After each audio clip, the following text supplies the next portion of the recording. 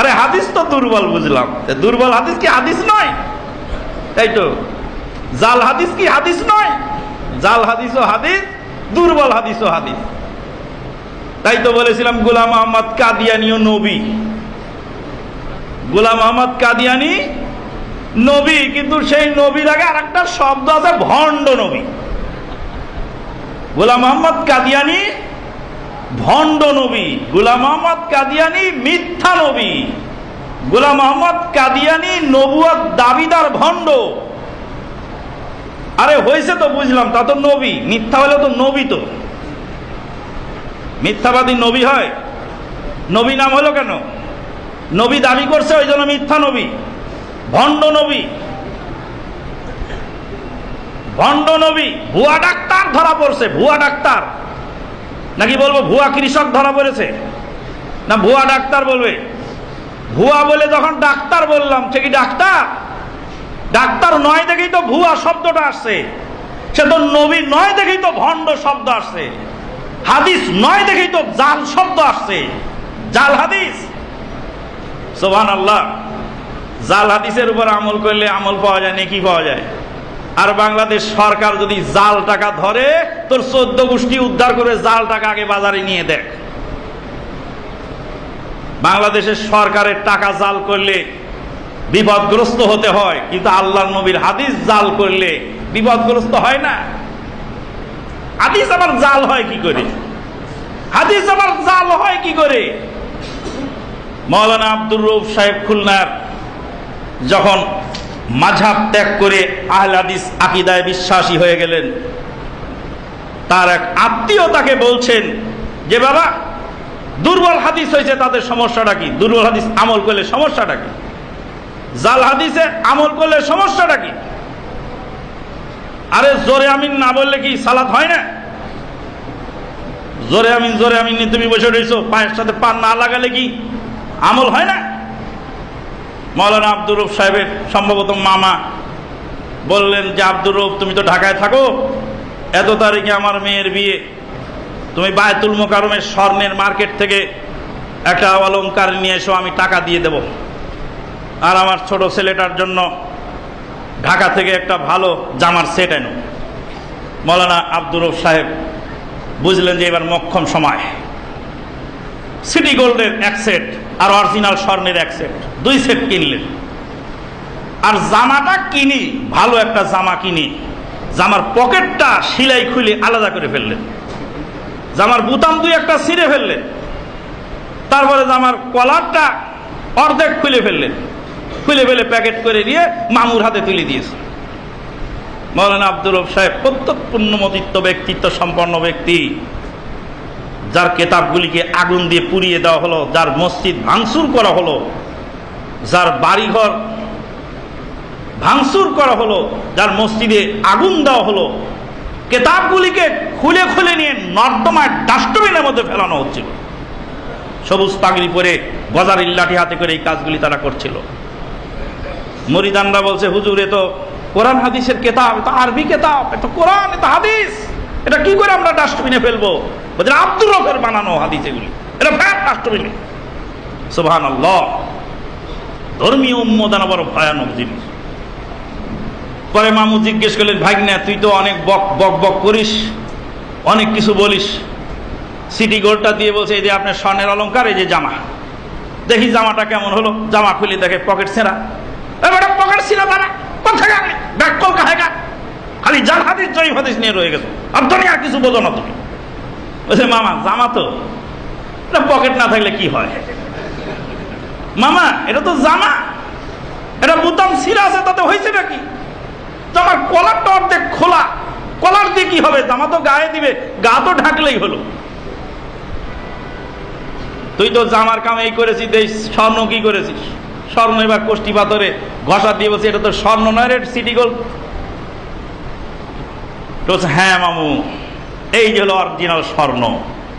এবার দেখেন তো কোনটা বেশি চকচক করতেছে। যেটা সিটি গোল্ড ওটা বেশি চকচক করে, যেটা অরিজিনাল স্বর্ণ অতটা চকচক করে না। মামু 200 টাকা 500 টাকার জামার যদি বুতাম একটা ছেঁড়া থাকে, সে জামা চলে না। আমার আল্লাহ যদি হাসরের ময়দানে বলেন যে তুমি জোরে আমিনকে অবজ্ঞা করেছো কেন, জবাব দাও। জোরে আমিন বলার 10টি কুফল চিটাগাংয়ের এক মাদ্রাসায় লেখা আছে। সেই মাদ্রাসার গেটের সামনে সম্মেলন হচ্ছিল, আমরা বক্তব্য দিতে গিয়ে সেখানে জানতে পারলাম যে ওই গেটের মধ্যে লেখা আছে জোরে আমিন বলার 10টি কুফল। সুবহানাল্লাহ। তাহলে হাদিস তো হাদিসই হলো, জালজয়ীফ হাদিস দুর্বল হাদিস কেন? তাই তো আমার দিনী ভাই ডক্টর আব্দুল্লাহ জাহাঙ্গীর সাহেবের বক্তব্য একদিন শুনছিলাম। বলছিল যে ভাই বেগুন কেনেন না? বলে হ্যাঁ কিনি তো। বেগুনটা কি বেছে কুচে নেন না এমনি নিয়ে ফেলেন? না, একটু দেখে শুনে নেই। ভাই ইসলাম কি ভাই বেগুনের চেয়েও কম দাম? বেগুনটাও আপনি বাছাই করে কেনেন, আলোতে নিয়ে দেখেন কোনটার মধ্যে পোকা আছে, কোনটা ভ্যাংরা, কোনটা টেরসা, কোনটা বুড়ো হয়ে গেছে, কোনটার মধ্যে দাগ পড়ে গেছে, কোনটা নরম হয়ে গেছে। 1 কেজি বেগুন কেনার সময় 5টা দোকান ঘুরে বেগুন কেনেন, বেগুনটা বেছে কুচে দেখে শুনে পোকা আছে কিনা উল্টিয়ে পাল্টিয়ে দেখে নেন। তো ইসলাম কি এত সহজ যে ইসলামের বিধান আপনি মানবেন জাল জয়ীফ বানাওয়াটের উপর মানবেন? এটা কি হয়?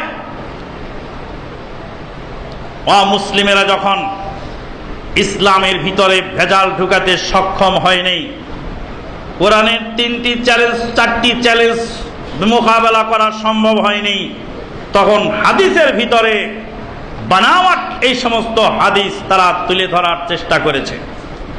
যার যার সুবিধা মতো দলীয় অহমিকতা বজায় রাখার জন্য, আঞ্চলিকতাবাদ প্রতিষ্ঠা করার জন্য, ভাষাকে স্বীকৃতি দেওয়ার জন্য, নিজের এলাকার প্রাধান্য বিস্তার করার জন্য, নিজের লালিত মাযহাবের ইমামকে বড় করে দেখানোর জন্য তারা জাল জুয়া চুরি করে হাদিস বানাতেও পিছপা হন নাই। হাদিস তো মানুষ সকাল বিকাল বানায়, সকাল বিকাল হাদিস বানায়, আমরা তো শুনতেই পাই। ওই রাস্তা দিয়ে ঈদের আগের রাত্রে আতর সুরমা বেচে 2টা জিনিস 5 টাকা 10 টাকা 10 টাকা 10 টাকা 10 টাকা 10 টাকা 10 টাকা 10 টাকা 5 টাকা 5 টাকা আতর সুরমা 2টা জিনিস 10 টাকা। ভাইয়ের আমার, আতর নেওয়া বাবুগিরি বাহাদুরি নয়, সুরমা নেওয়া বাবুগিরি বাহাদুরি নয়, আতর নেওয়া সুরমা নেওয়া আমার নবীজির সুন্নাত। এটা হাদিস বানানোর দরকার, বানাই দিল। আরেকজন আর এক হাদিস বানালো। ভাইয়ের আমার, আল্লাহর ঘরে দান করিয়া যান, আল্লাহর ঘরে দান করিলে 1টি টাকা দিলে 70,000 নেকি হইয়া যায়। 1টি টাকা দান করলে আল্লাহর ঘরে 70,000 টাকার নেকি পাওয়া যায়। আল্লাহর ঘরে 1টি টাকা দান করিলে 70 বছরের গুনাহ মাফ হইয়া যায়। ওকে বলে বুঝা পাইছো? 70 বছরের গুনাহ মাফ হইয়া যায়। একদিন তাই বলেছিলাম ওই দান কালেকশনের কালেক্টরকে, তুমি যে জাল হাদিস বানাইয়া কইলা, এই হাদিস যদি সমাজে চালু করা যায়, আকাম কুকামের দোকানদারি চালু হইয়া যায়। সে আবার কেমন? 1 টাকা দান করে 70 বছরের গ্যারান্টি কার্ড পেয়ে গেলাম। 1 টাকা দান করলে আল্লাহর ঘরে 70 বছরের গুনাহ মাফ হইয়া যায়। তো 1 টাকা দিলে তো 70 বছর, আর 1 টাকা দিলে 140 বছর। তা 2 টাকা দান করলেই তো সারা জীবনে গ্যারান্টি কার্ড, 240 বছর থোড়াই মাপবো আমি। যত জাল হাদিস, যত বানাওয়াট কথা, এরা ইসলাম মুসলিমকে ক্ষতিগ্রস্ত করার জন্যই করা হয়েছে। লাইলাতুল কদরকে ডাউন দেওয়ার জন্য লাইলাতুল বারাত। আল্লাহ রাব্বুল আলামিন আমাদেরকে যাচাই বাছাই করতে বলেছেন। আউযু বিল্লাহি মিনাশ শাইতানির রাজিম। ইয়া আইয়ুহাল্লাযীনা আমানু ইন জাআকুম ফাসিকুম বিনাবাইন ফাতাবাইয়ানু আন তুসিবু কওমান বিজাহালাতিন ফাতুসবিহু আলা মা ফাআলতুম নাদিমিন। ইয়া আইয়ুহাল্লাযীনা আমানু, ওহে যারা ঈমান এনেছো, ইন জাআকুম ফাসিকুম বিনাবাইন, যদি বাস্তব বিরোধী কোনো খবর তোমাদের কাছে আসে, ফাতাবাইয়ানু, যাচাই বাছাই করো, আন তুসিবু কওমান বিজাহালাতিন ফাতুসবিহু আলা মা ফাআলতুম নাদিমিন।